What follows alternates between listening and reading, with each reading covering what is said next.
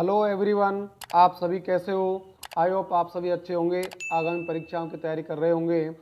आज की क्लास में मैं अति महत्वपूर्ण 3 प्रश्न लेकर आया हूँ। ये सभी इंपॉर्टेंट क्वेश्चन आप एग्जाम देने से पहले देख लें, क्योंकि हर सवाल एक निश्चित रूप से करंट अफेयर्स के साथ जोड़ा गया है और कॉन्सेप्ट को क्लियर करने वाला और सरल और रोचक बनाने वाला है। जिससे आप लगातार इस करंट अफेयर्स की क्लास को देखते रहिए, शेयर करते रहिए, लाइक और सब्सक्राइब करिए, ज़्यादा से ज़्यादा बच्चों तक इस क्लास को पहुंचाइए। तो चलिए आज से शुरू करते हैं आज की जो क्लास के जो मुख्य टॉपिक हैं उनके बारे में। तो आज की टॉपिक के जो करंट अफेयर्स के 30 सवाल हैं, उनमें पहला सवाल है, आपकी स्क्रीन पर पहला सवाल देखो साहब, ये दुनिया का पहला अंतर्राष्ट्रीय बाघ संग्रहालय कहाँ स्थापित किया जाएगा। यानी कि पूरे विश्व का जो पहला अंतर्राष्ट्रीय बाघ संग्रहालय कहाँ स्थापित किया जाएगा। तो ध्यान रहे प्यारे बच्चों, ये पहला बाघ संग्रहालय है, तो पहला, तो इसका ऑप्शन दिए गए सर, इसका अलवर, रणथंभौर सवाई माधोपुर, अलवर और झालाना डूंगरी जयपुर। इसका राइट आंसर है ऑप्शन सी, यानी कि अलवर। अलवर शहर में पहला अंतर्राष्ट्रीय बाघ संग्रहालय स्थापित किया जाएगा। अगला प्रश्न देखो साहब, मुख्यमंत्री भजनलाल शर्मा 2 अगस्त 2025 को किस जिले से राज्य स्तरीय किसान सम्मान समारोह में शामिल हुए थे। यानी हमारे जो मुख्यमंत्री भजनलाल जी हैं, वो 2 अगस्त 2025 को राज्य स्तर का जो किसान सम्मान समारोह हुआ था उसमें शामिल हुए थे। वो समारोह कहाँ हुआ था ये पूछा गया है। तो उसके ऑप्शन है कोटा, जयपुर, बांसवाड़ा, जोधपुर। तो राइट आंसर है आपका बांसवाड़ा। बांसवाड़ा यानी राइट आंसर आपका 3 सही है। यदि आपको ध्यान हो तो यहाँ से पीएम किसान सम्मान निधि की 20वीं किस्त जारी की थी। जो आपके पीएम किसान सम्मान निधि है, इसकी 20वीं किस्त यहाँ से जारी की गई थी। तो भजनलाल जी द्वारा पीएम किसान सम्मान निधि, ये अपनी एक मुख्यमंत्री ने जो राशि बढ़ा करके जो जारी किया गया था, उसमें पीएम किसान निधि के तहत 2-2 हज़ार रुपये की 3 किस्त मिलती है। इस प्रकार 6,000 रुपये मिलते हैं। फिर 2,000 रुपये और 1,000 रुपये बाद में भजनलाल जी ने बढ़ाया था। उसकी जो आपकी 20वीं किस्त है ना, वो यहाँ बांसवाड़ा से जारी की थी। उसके लिए ये आप ध्यान रख सकते हैं, बांसवाड़ा। चलो अगला प्रश्न देखिए साहब, निम्न में से कौन से कथन विशेष योग्यजन सुखद दाम्पत्य जीवन योजना के बारे में सही है। यहाँ पूछे गए हैं कि विशेष योग्यजन सुखद दाम्पत्य जीवन एक योजना चल रही है, उस जीवन योजना के बारे में कौन से कथन सही है। तो विशेष योग्यजनों के लिए ये योजना चलाई गई है। उसमें क्या है देखो साहब, यह योजना दिव्यांग जनों के विवाह को प्रोत्साहन देने के उद्देश्य से संचालित है। एक बात सही है। 80% या अधिक जो दिव्यांगता वाले दंपत्ति हैं, उनको सरकार 5 लाख रुपए की सहायता देती है। ये बात सही है। योजना के अंतर्गत आवेदन विवाह के 12 महीना के भीतर करना अनिवार्य है। यदि जैसे आज आपकी शादी होती है, इसके 12 महीने, आगामी समय में 12 महीने के अंदर अंदर आप योजना के तहत इसका लाभ ले सकते हैं। और लाभार्थी जो परिवार है या दंपत्ति के जो माता पिता हैं, उनको लाभ मिलेगा। उनकी जो वार्षिक आय है ना, नेक्स्ट एनुअल इनकम, वो 2.5 लाख रुपये तय की गई है। यानी कि 2.5 लाख रुपये से अधिक आपकी आय नहीं होनी चाहिए। इस आय का जो क्राइटेरिया रखा गया है वो आपके 2.5 लाख रुपये रखा गया है। तो आपके यहाँ पर 2.5 लाख रुपये से अधिक आय नहीं हो, तो ये थोड़ा ध्यान रखें। 2.5 लाख रुपये से अधिक आय नहीं हो तो भी इसका लाभ मिल सकता है। तो इस प्रश्न के जो आपके 4 स्टेटमेंट दिए हैं, उनके अनुसार ये सभी के सभी सही हैं। तो ये थी आपकी बहुत ही महत्वपूर्ण विशेष योग्यजन सुखद दाम्पत्य जीवन योजना के बारे में। तो अभी ये बहुत ज़्यादा चर्चित रही हुई योजना है, क्योंकि इसमें विशेष योग्यजन के लिए जब विधानसभा में ये पास हो रही थी, तो उसमें ज़्यादा से ज़्यादा लोगों ने सराहनीय कदम सराहा था। भाई ये सरकार का एक बहुत बड़ा डिसीजन है, तो बड़ा डिसीजन है, तो ये आप भी ध्यान रखेंगे। अगला देखो साहब सवाल, 1 जुलाई 2025 को राजस्थान रियल एस्टेट अपीलीय न्यायाधिकरण का अध्यक्ष किसे नियुक्त किया गया है।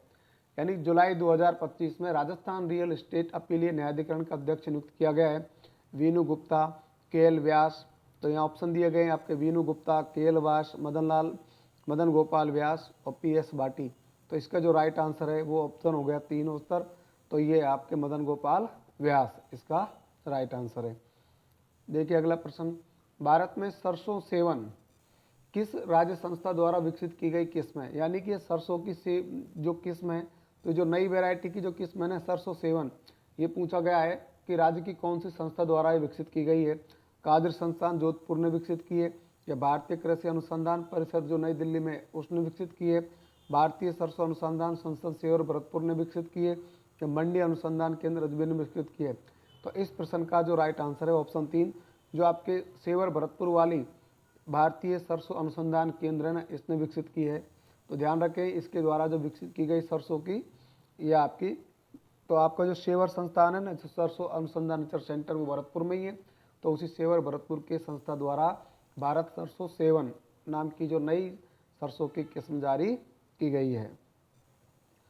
कादरी के कृषि वैज्ञानिक, कादरी क्या है? शुष्क मरु अनुसंधान संस्थान जो आपके कादरी है, जोधपुर में ये स्थापित है।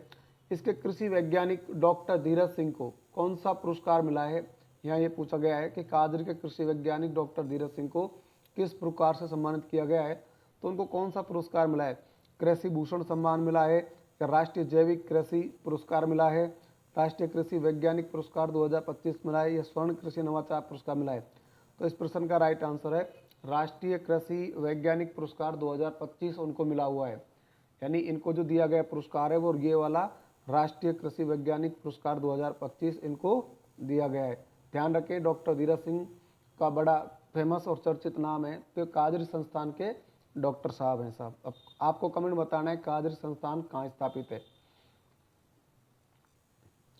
21 जुलाई 2025 को राजस्थान उच्च न्यायालय के 43वें, देखो भाई, राजस्थान हाई कोर्ट के 43वें जो मुख्य न्यायाधीश के रूप में शपथ किसने ली है, यानी किसने पद ग्रहण किया है?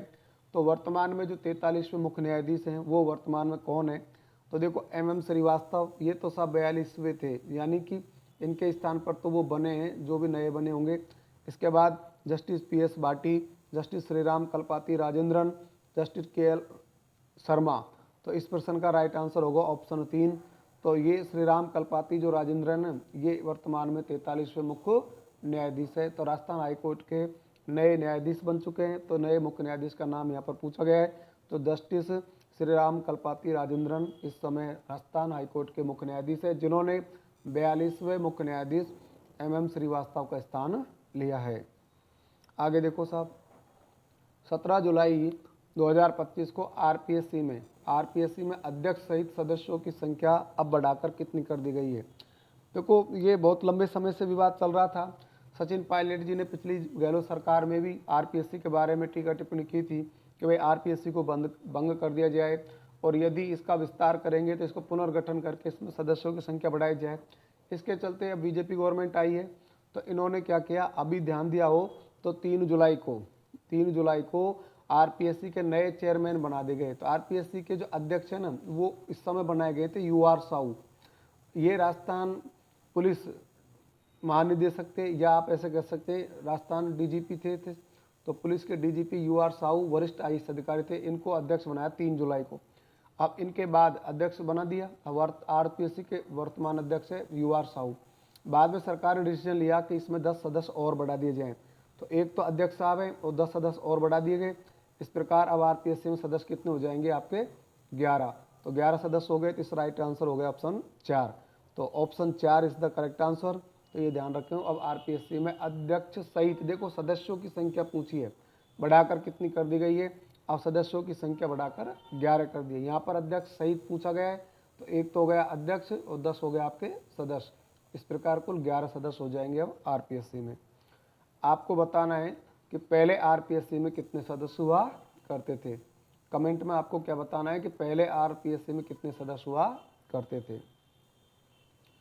गुर्जर आरक्षण पर बनी मंत्रिमंडलीय समिति में निम्न में से कौन शामिल नहीं है? यहाँ पूछा गया है कि गुर्जर आरक्षण पर जो मंत्री स्तरीय समिति बनी है उसमें कौन शामिल नहीं है। तो देखो साहब, जोगाराम पटेल ये शामिल है, अविनाश गहलोत भी शामिल है, जवाहर सिंह बेडम भी शामिल है, CM भजनलाल शर्मा।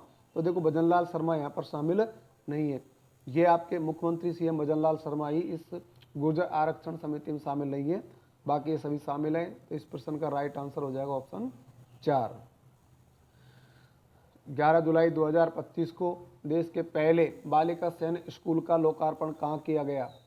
यानी कि जो अपने यहाँ पर पहला सैन्य बालिका स्कूल बन रहा है ना, तो उस देश के पहले सैन्य बालिका स्कूल का लोकार्पण कहाँ किया गया?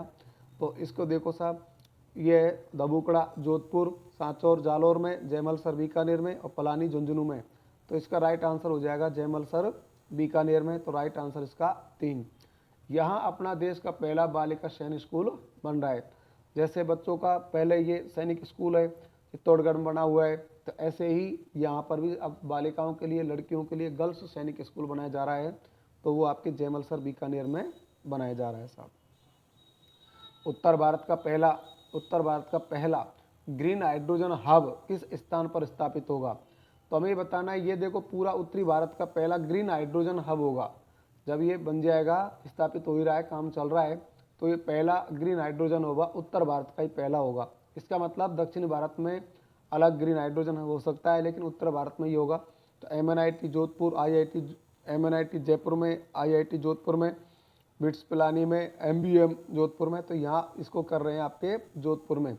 तो जो IIT जोधपुर है ना, यहाँ पर इसको स्थापित कर रहे हैं, तो ये IIT जोधपुर राज्य का पहला ग्रीन हाइड्रोजन वाला कॉन्सेप्ट होगा साहब।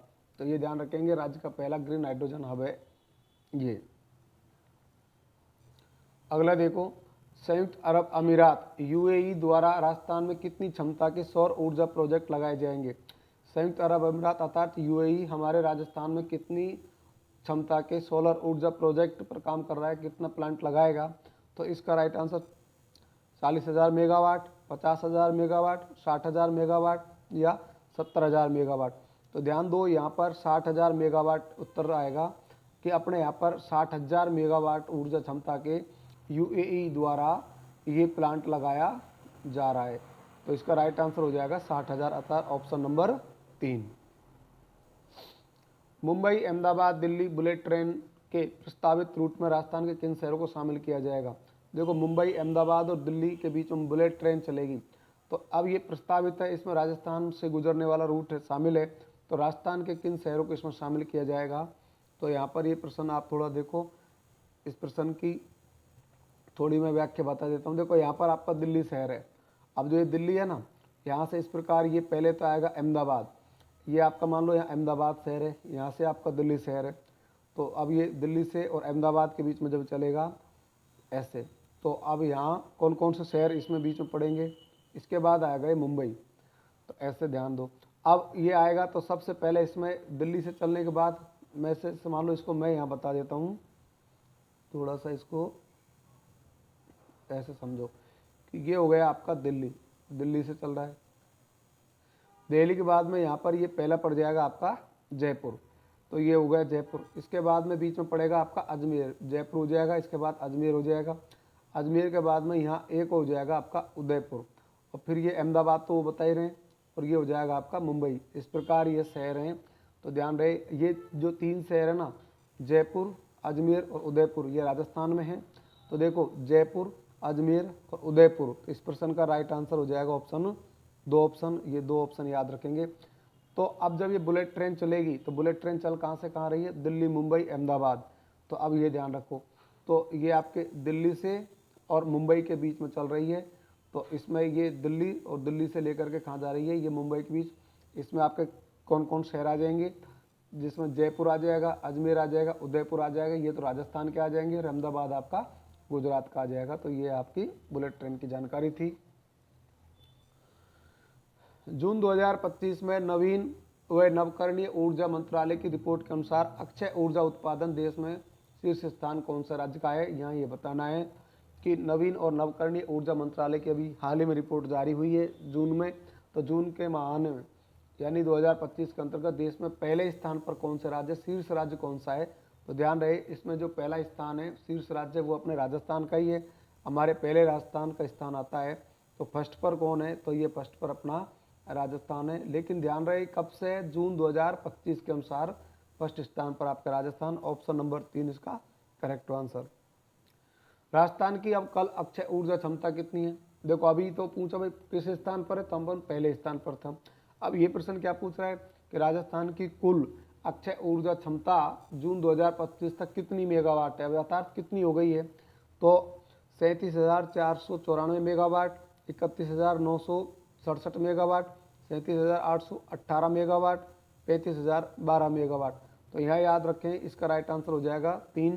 तो 37,818 मेगावाट है ना, ये अपने राजस्थान की कुल ऊर्जा उत्पादन क्षमता अब हो गई है। तो ये ऊर्जा है जून 2025 तक। तो राइट आंसर ऑप्शन 3 हुआ साहब। जून 2025 में राजस्थान पवन ऊर्जा उत्पादन में देश के कौन से स्थान पर है? वही उसी तारीख में जून 2025 के तहत ही राजस्थान का पवन ऊर्जा उत्पादन में कौन सा स्थान है? तो ध्यान रहे, पवन ऊर्जा उत्पादन में हमारा 5वां स्थान है। राजस्थान का स्थान कौन सा है साहब?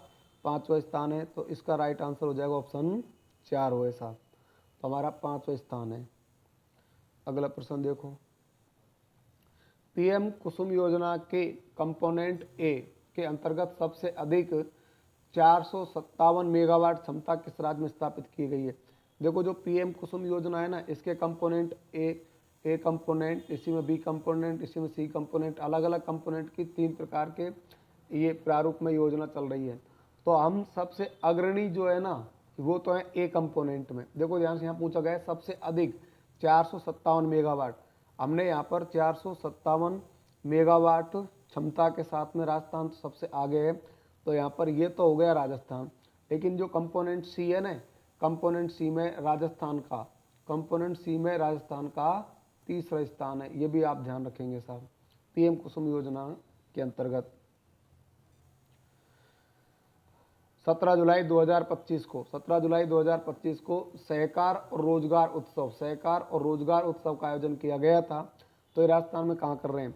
तो जो आपका सहकार और रोजगार उत्सव का आयोजन कर रहे हैं ना, ये राजस्थान में कहाँ कर रहे हैं, ये इसमें पूछा गया है। तो ये ध्यान रखें साहब, उत्सव था ये। तो राजस्थान में कहाँ कर रहे हैं? कोटा में, अजमेर में, दादिया जयपुर में, सीकर में। तो इस प्रश्न का राइट आंसर हो जाएगा ऑप्शन 3, दादिया जयपुर में किया गया था। सहकार और रोजगार उत्सव का आयोजन दादिया जयपुर में किया गया था। 24 जुलाई 2025 को विधानसभा परिसर में कारगिल शौर्य वाटिका का उद्घाटन किया गया। तो ये कारगिल शौर्य वाटिका का उद्घाटन किसने किया? तो देखो, राज्यपाल हरिभाऊ बागड़े ने किया था, मुख्यमंत्री भजनलाल शर्मा जी ने किया था, या विधानसभा अध्यक्ष वासुदेव देवनानी ने किया था, या गृह मंत्री अमित शाह ने किया था। 4 ऑप्शन दे रखे हैं। तो राजस्थान के जो राज्यपाल है हरिभाऊ किशन राव बागड़े और मुख्यमंत्री भजनलाल शर्मा, इन्होंने नहीं किया। इसका उद्घाटन किया था विधानसभा अध्यक्ष वासुदेव देवनानी। तो इस प्रश्न का राइट आंसर हो जाएगा ये। तो ऑप्शन 3 आपका हो गया ये।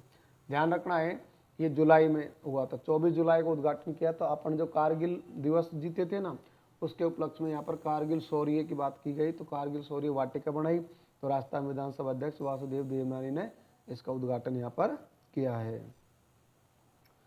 राजस्थान पीएम कुसुम योजना में अब तक कितनी मेगावाट क्षमता के सौर ऊर्जा संयंत्र स्थापित हो चुके हैं? देखो, राजस्थान में पीएम कुसुम योजना के अंतर्गत अब तक कितनी मेगावाट क्षमता के सौर ऊर्जा संयंत्र यानी कि सोलर एनर्जी प्लांट की स्थापना हो चुकी है? कितनी मेगावाट क्षमता के? तो यहाँ ध्यान देना, 1305 मेगावाट क्षमता के, यानी ऑप्शन नंबर 1। अभी तक राजस्थान में 1305 मेगावाट क्षमता के सोलर एनर्जी प्लांट स्थापित हो चुके हैं। तो इस प्रश्न का राइट आंसर हो गया ऑप्शन 1। जल जीवन मिशन JJM की अवधि बढ़ाकर अब किस वर्ष तक कर दी गई है? यानी कि इसकी अवधि बढ़ाई गई है। तो हाल ही में जो जल जीवन मिशन की अवधि बढ़ाई है, तो इसको किस वर्ष तक कर दिया गया है? 2024, 2026, 2028, 2030। ये आपके 4 आंसर हैं। इसका जो राइट आंसर है वो 2028 है। वर्ष 2028, जिसे हाथी घास भी कहा जाता है, राजस्थान में किस प्रकार की गैस बनाने की योजना है? यानी हमारे प्रश्न क्या बता रहा है कि नेपियर घास से राजस्थान में किस प्रकार की गैस बनाने की सरकार की योजना है? इससे भाई LPG गैस बनेगी, या कंप्रेस्ड बायोगैस बनेगी, हाइड्रोजन गैस बनेगी, या नेचुरल गैस बनेगी? अब हमें ये बताना है कि जो नेपियर घास है, जिसे आप हाथी घास भी कहते हैं, इससे गैस कौन सी बनेगी? देखो, एक गैस होती है ना CNG, कंप्रेस्ड नेचुरल गैस। इसी प्रकार से कंप्रेस्ड बायोगैस इससे बनेगी नेपियर घास से। तो ये आपका राइट आंसर हो जाएगा कंप्रेस्ड बायोगैस। इस प्रश्न का राइट आंसर होगा ऑप्शन 2। तो ये ध्यान रखो साहब, कंप्रेस्ड बायोगैस यहाँ से बनेगी। अगला प्रश्न, राजस्थान में कंप्रेस्ड बायोगैस प्लांट के लिए कार्य प्रारंभ किन 2 शहरों में हुआ है?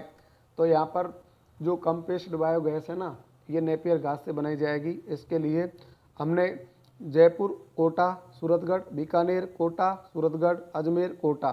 तो ध्यान रहे, इसके लिए 2 शहर चुने गए हैं। एक तो आपका है कोटा और एक आपका है सूरतगढ़। तो इस प्रश्न का राइट आंसर हो जाएगा ऑप्शन नंबर 3।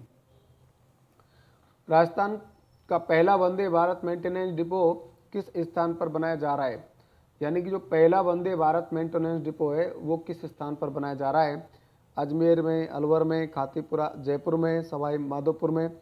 तो इस प्रश्न का जो राइट आंसर है वो ऑप्शन नंबर 3, ये खातीपुरा जयपुर में बनाया जा रहा है।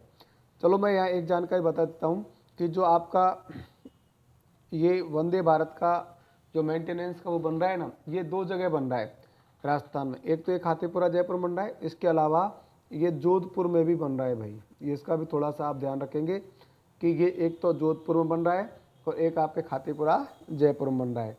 तो इसका राइट आंसर हो गया। आपको कमेंट में बतानी है कि राजस्थान की पहली वंदे भारत ट्रेन किस किस स्टेशन के बीच चली, यानी कौन से 2 स्टेशनों के बीच राजस्थान की पहली वंदे भारत ट्रेन चली थी, ये आपको कमेंट में बताना है। 27 जुलाई 2025 को 76वां राज्य स्तरीय वन महोत्सव कहाँ से शुभारंभ किया गया? सीकर से, जयपुर से, जोधपुर से, मदाऊ जयपुर से, अजमेर से। तो ये देखो वन महोत्सव का शुभारंभ कर रहे हैं, राज्य स्तरीय वन महोत्सव है, हर साल ये शुभारंभ होता है। तो अब की बार का जो आयोजन था ना, एक तो ये याद रखना है कि 76वां था, दूसरा ये शुभारंभ कहाँ से किया गया? तो इसका राइट आंसर है मदाऊ जयपुर से। तो इस प्रश्न का right answer option number 3, Madau Jaipur से राजस्थान में 27 जुलाई 2025 को इसका आयोजन किया गया था। अमृता देवी बिश्नोई स्मृति पुरस्कार, देखो ये वन्यजीव संरक्षण श्रेणी से बहुत ही इंपॉर्टेंट सवाल पूछा जाता है। और पुरस्कार है ना अमृता देवी बिश्नोई, ये भी एक बड़ा इंपॉर्टेंट सवाल है, पुरस्कार है।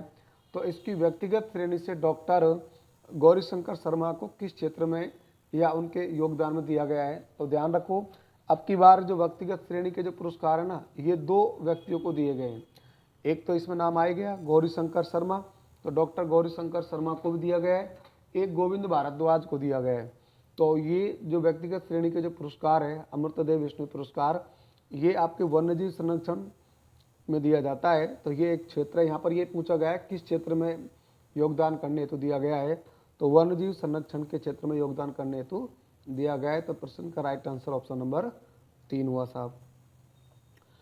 अमृता देवी बिश्नोई पुरस्कार वन्यजीव संरक्षण पुरस्कार 2025 किसे दिया गया? अभी मैं बता रहा था ना कि ये 2 व्यक्तियों को दिया गया है। तो 2 व्यक्तियों में एक तो व्यक्ति कौन हो गए? गोविंद भारद्वाज। तो ये व्यक्ति आपके गोविंद भारद्वाज हो गए थे, तो ये राइट आंसर हो गया गोविंद भारद्वाज। और एक अभी अपन ने पिछले प्रश्न में देखा था जैसे गौरीशंकर शर्मा, तो जो डॉक्टर गौरीशंकर शर्मा है ना, तो ये गौरीशंकर शर्मा को भी ये पुरस्कार दिया गया। इस प्रकार 2 व्यक्तियों को अमृता देवी बिश्नोई पुरस्कार 2025 से नवाजा गया है। तो इस प्रश्न का राइट आंसर हो जाएगा ऑप्शन नंबर 1। बीकानेर के किस स्थान को फिल्म सिटी, लव कुश वाटिका और डेजर्ट ट्रैक के रूप में विकसित किया जा रहा है? यानी बीकानेर में रायसर है, नाल है, देशनोक है, बज्जू है, इनमें से कौन सा स्थान ऐसा है जहां फिल्म सिटी बनाई जाएगी, लव कुश वाटिका बनाई जाएगी और डेजर्ट ट्रैक के रूप में उसको विकसित किया जा रहा है? तो ऐसा स्थान आपके रायसर है, रायसर बीकानेर में है। तो इसको फिल्म सिटी के रूप में चिन्हित किया गया है। यहाँ पर फिल्म सिटी, लव कुश वाटिका और डेजर्ट ट्रैक का सरकार यहाँ विकास करेगी। रणथंभौर टाइगर रिजर्व में बागिन टी 16 मछली का स्मारक कब उद्घाटित किया गया था? देखो हमारे यहाँ का जो टाइगर रिजर्व है ना, ये रणथंभौर, इसको बाघों का घर कहा जाता है। यहाँ पर T16 नाम की जो मछली बागिन थी ना, उसकी याद में अब ये एक नया वो बना रहा है, तो एक स्मारक बन रहा है। स्मारक बन रहे हैं तो अब वो क्या है, कब से बन रहे हैं? तो ध्यान रहे 19 जुलाई 2025 से बन रहा है। अब 19 जुलाई की तारीख ली गई है क्योंकि जो राष्ट्रीय बाघ दिवस है ना, बाघ दिवस, हम ध्यान से सुने, हमारा राष्ट्रीय पशु है बाघ। तो यहाँ पर जो बाघ दिवस मनाया जाता है या बाघ दिवस होता है ना, वो आपके 19 जुलाई होता है, तो सॉरी 29 जुलाई होता है।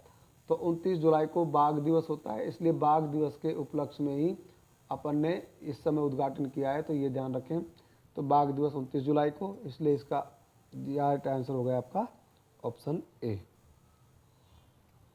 कृत्रिम वर्षा हेतु देश में पहली बार किस स्थान पर ड्रोन व AI तकनीक के उपयोग से प्रस्तावित किया गया? यानी हमारे यहाँ पर आर्टिफिशियल रेन, कृत्रिम वर्षा कराई जाएगी।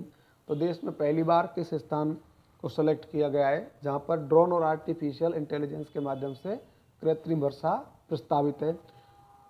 देखो साहब, कोटा बैराज, रामगढ़ बांध जयपुर, बीसलपुर बांध और चंबल नदी पर कोटा बांध, यानी इसका उत्तर हो गया आपका जम्मू रामगढ़ बांध। तो आपका नंबर 2 ऑप्शन है ना, ये जम्मू रामगढ़ बांध, जिसको आप रामगढ़ बांध जयपुर कह रहे हैं, यहाँ पर राजस्थान सरकार के द्वारा कृत्रिम वर्षा कराई जा रही है। तो कृत्रिम वर्षा के लिए ड्रोन और एआई से वर्षा होगी, तो ये रामगढ़ बांध जयपुर सेलेक्ट किया गया था। अभी 2-1 दिन पहले दिल्ली में भी मुख्यमंत्री रेखा शर्मा के द्वारा दिल्ली के लिए जो कृत्रिम वर्षा का प्रस्ताव पारित किया है। तो ये थे आज की क्लास के 30 क्वेश्चन। चलिए, आज की क्लास के 30 क्वेश्चन हुए समाप्त। तो आज आपको किस प्रकार की क्लास लगी, इसमें आप नीचे कमेंट या फीडबैक देकर के आप ज़रूर बताएं। उम्मीद है आप सभी क्लास को रोज़ पढ़ते होंगे। यदि आप रोज़ नहीं देखते तो इसको रेगुलर देखा करो भाई। लगातार धीरे धीरे करंट अफेयर्स के इस प्रकार से मैं अपडेट सवाल लाता रहूँगा और आपकी तैयारी को मजबूती मिलती रहेगी। तो उम्मीद है आपको क्लास समझ में आई होगी, अच्छी लगी होगी। तो इन्हीं शब्दों के साथ मैं लेता हूँ विदा। धन्यवाद।